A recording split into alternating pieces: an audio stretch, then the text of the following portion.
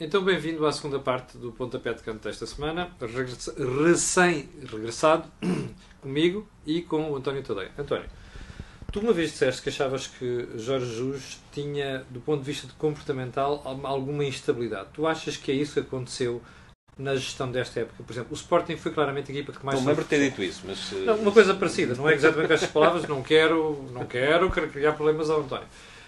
Mas o Sporting é a equipa que mais se reforça durante esta época. A gente pensou durante uma certa parte da época também que esses reforços permitiriam gerir o campeonato e as provas em que estava envolvido. E chegamos a 8 jornadas do fim e são 8 pontos. Isto é um problema de gestão? Eu não sei, quer dizer, é um problema de... Eu acho que o Sporting, durante a primeira metade da época, parecia de facto muito lançado. Parecia imbatível. Sim. Depois, a partir de determinada altura, a equipa começou a render menos. Isto foi-se vendo, inclusive, na produção em campo. Notou-se muito aquela fase final da Taça da Liga, por exemplo. Aí notou-se o abaixamento do Sporting. Sim, foi por essa altura. Mas não te sei dizer, francamente, se foi uma questão de gestão, se foi o treinador que mandou tirar o pé e depois acabou por a equipa a se ressentir disso. Ou se eu estou mais inclinado para achar que foram más opções no mercado de janeiro. Pois. Era aí essa é a pergunta seguinte que ia fazer. Estou mais inclinado a achar que foi isso, porque o Sporting reforçou-se com vários jogadores. Dois deles ainda não contaram. O Wendel, segundo se diz, está aí para rebentar, mas para a próxima época. Aliás, o próprio Jorge Jesus disse logo isso. Misic, enfim, anda por lá, já jogou uns minutos, mas também apenas em caso de necessidade absoluta. Ruben Ribeiro, Montero não mostraram ainda. O Ruben Ribeiro mostrou uma assistência para gol. Sim, e voltou, enfim, agora no jogo do Dragão é ele que coloca a bola à frente do Rafael Leão, naquele lance mesmo no final, que é, o passe é meio golo, mas enfim, são jogadores muito parecidos e o Sporting continua a não ter um jogador para ocupar a posição do Gelson se precisar disso, porque tem Podense lesionado, mas já se sabia que Podense estava lesionado. O clube terá tentado o Rafinha do Vitória Sport Clube com muita força, mas enfim, o Vitória não libertou, estava no seu direito de não libertar antes do final da época e portanto a equipa ficou ali um bocadinho desequilibrada em termos de características de jogadores. Portanto, creio que além da questão da gestão do grupo, da qual já falei, creio que há uma questão de opções demasiado... Saíram muitos repetidos na carteirinha, não é? Sim, os cromos saíram repetidos. Os cromos saíram muitas vezes repetidos. António, imagina este cenário. O Sporting não vai à final da Liga da Europa e perde o segundo lugar para o Benfica ou para o Porto. Tu achas que Jesus tem condições de continuar no clube? Acho francamente que sim. Como continuou no Benfica quando perdeu aquele jogo aos 90 minutos com... Sim, acho que sim. Aliás, ainda há uma Taça de Portugal, eu acho que para jogar. E repara, o Sporting este ano, enfim, isto leva-nos também a uma questão que tem a ver com a competitividade cada vez menor do campeonato português e com a decalagem cada vez maior entre os três grandes e os restantes, embora o Sporting Clube Braga esteja lá em cima esta época. Mas o Sporting, há 2 anos, naquela super época em que faz 86 pontos e que só não é campeão porque o Benfica extraordinariamente fez 88, o Sporting à 25ª jornada tinha os mesmos 59 pontos que tem neste momento. Sim. Se formos a ver a questão com olhos de ver, esta não é, em termos de rendimento, uma temporada fracassada por parte do Sporting. O Porto é que está a fazer melhor. O Porto está a fazer uma época extraordinária e o próprio Benfica está a fazer uma época extraordinária e temos que nos habituar à ideia de que a diferença entre fazer uma época extraordinária e ser campeão é muito pequena em Portugal, porque cada vez mais o que estamos a ver são 3 equipas que passeiam e o Sporting ultimamente tem sofrido para ganhar, mas a verdade é que tem ganho os seus jogos e que chegam ao final da época com pontuações absolutamente irreais. Mas aliás, se fores a ver, isto acontece em todo o lado.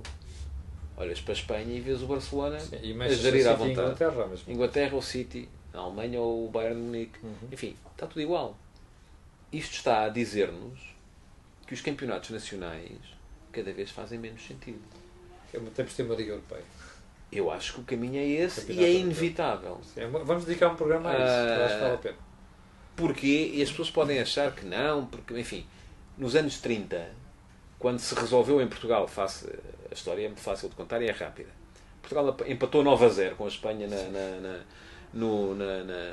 nas eliminatórias para o Campeonato do Mundo de 34.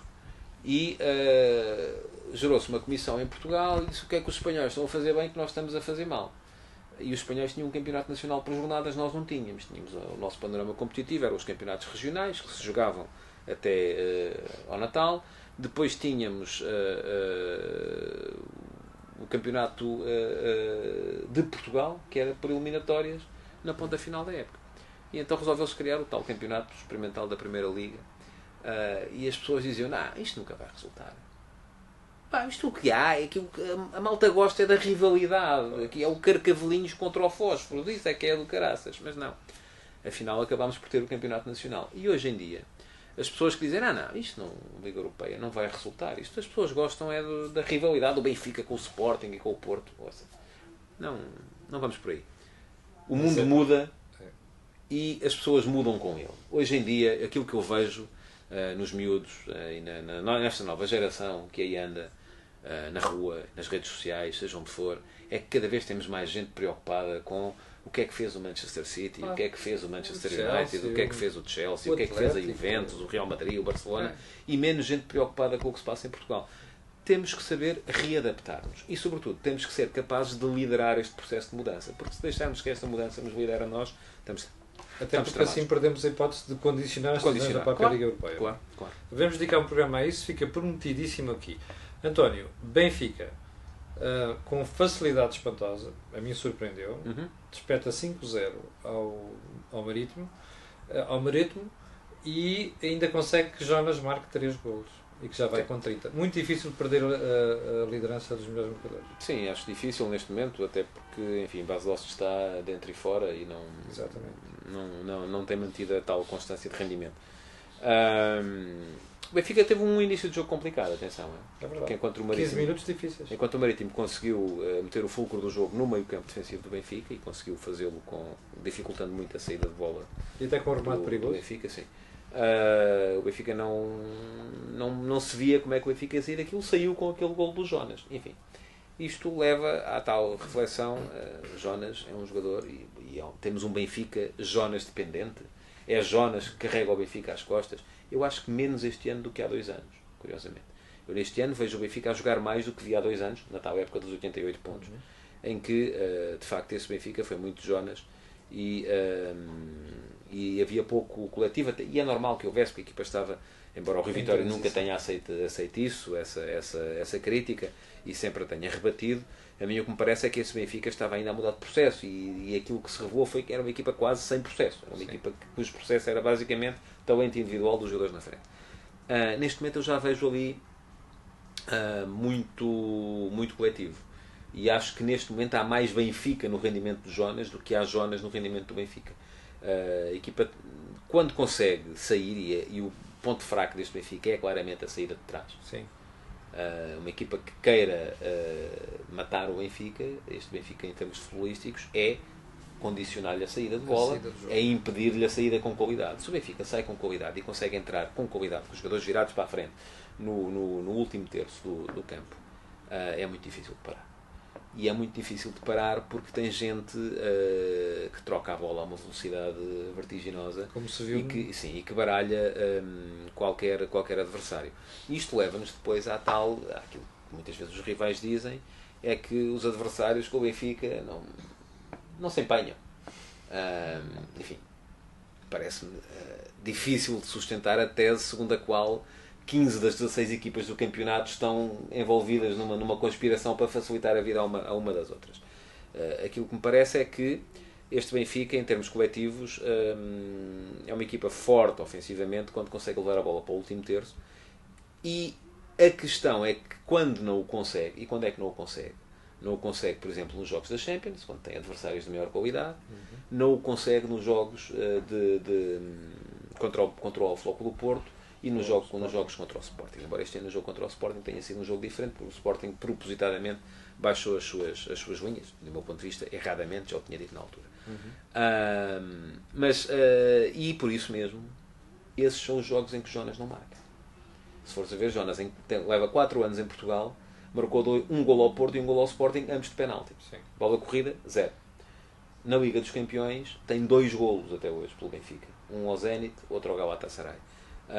São jogos onde o grau de dificuldade para o colega não é para o finalizador. É verdade. O finalizador, enfim, se tiver a bola na área, sim, tanto marca ao guarda-redes do Galatasaray como ao guarda-redes do Bayern de Munique. O que se coloca ali é a equipa é que não é capaz de criar os desequilíbrios. Exatamente. Que ele aproveita depois para fazer golos, como está a fazer neste momento, a um ritmo imparável no Campeonato Português. António, o Krovinovic sai, a Vitória ensaia João Carvalho, não funciona, mete Zivkovic. Zivkovic parece estar adaptadíssimo ao lugar. Sim, até porque é um lugar que ele ocupa muito na seleção da Sérvia. Não é? Exatamente. Parece-me que sim, acho que a equipa está a rodar bem, até mesmo com o Rafa em vez do Sálvio também não acusou a mudança.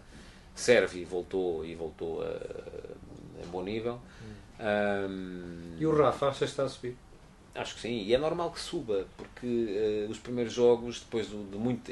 Rafa também é um jogador que foi um bocado vítima de uma gestão tipo aquela que o Sporting tem estado a fazer. Aliás, o Benfica e o Sporting são um bocado parecidos. Pouco jogava, não é?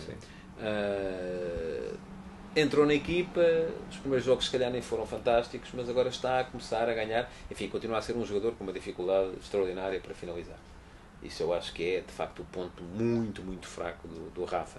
É um jogador forte na tomada de decisão, um jogador veloz, um jogador com boa condução, com excelente último passe, mas péssima definição em termos de finalização.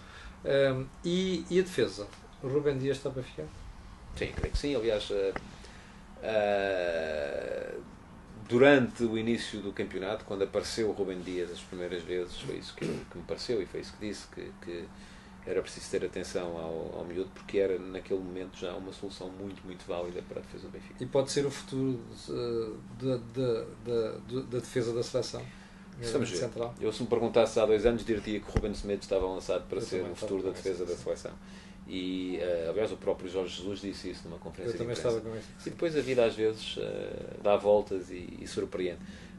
Neste momento, creio que Rubem Dias vai ser chamado para os particulares este final de mês e depois se verá. Por falar nisso, achas que Semedo tem o futuro comprometido?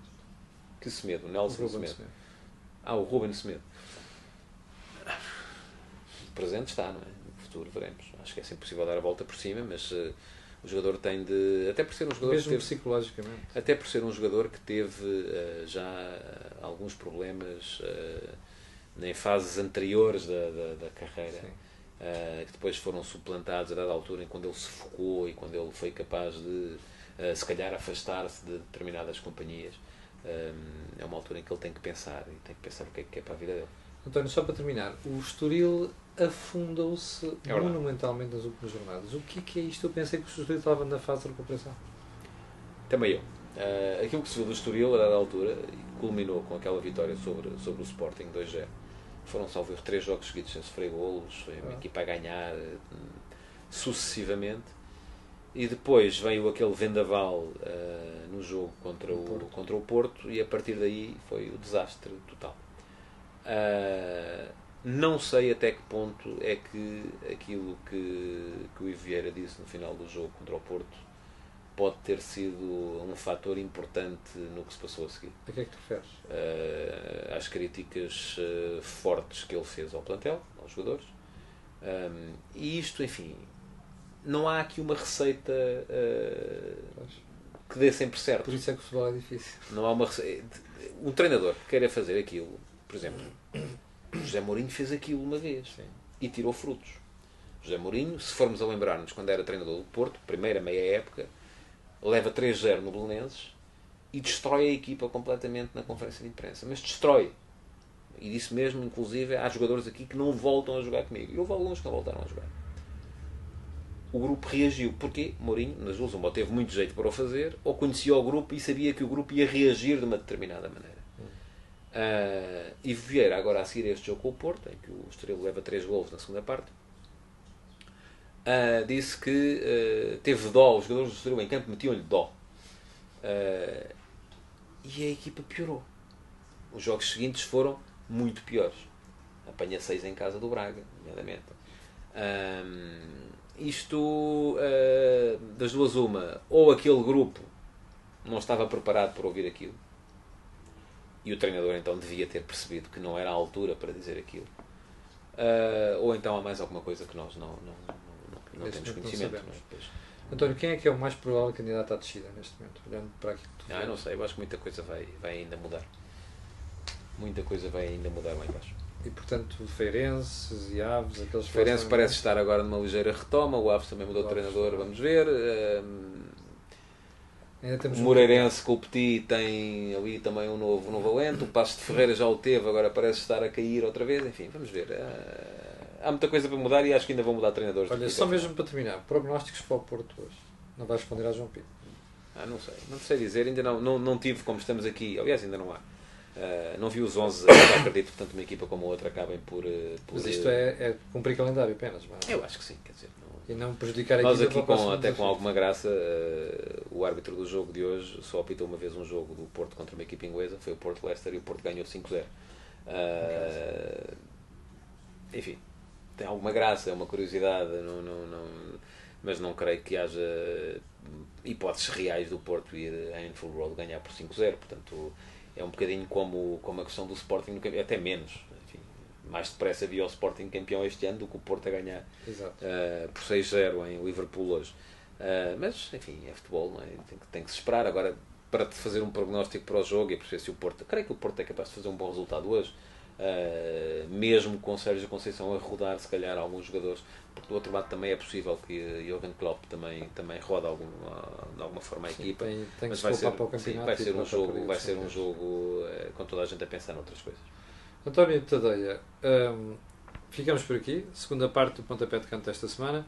Voltamos na próxima semana para analisar não só as incidências da jornada, mas estes aspectos que rodam e gravitam em torno do futebol. Hoje o António fez referência à questão da Liga Europeia, que é um assunto, como eu disse há bocadinho, nós vamos analisar um dia destes com alguma calma e com algum detalhe, apenas num programa, só todo ele dedicado a isso. Muito obrigado por estar desse lado, coloque um gosto e faça partilha nas redes sociais, que é uma grande ajuda que nos dá, e quanto a mim, eu voltarei amanhã às 8 da manhã com o comentário matinal. Muito obrigado.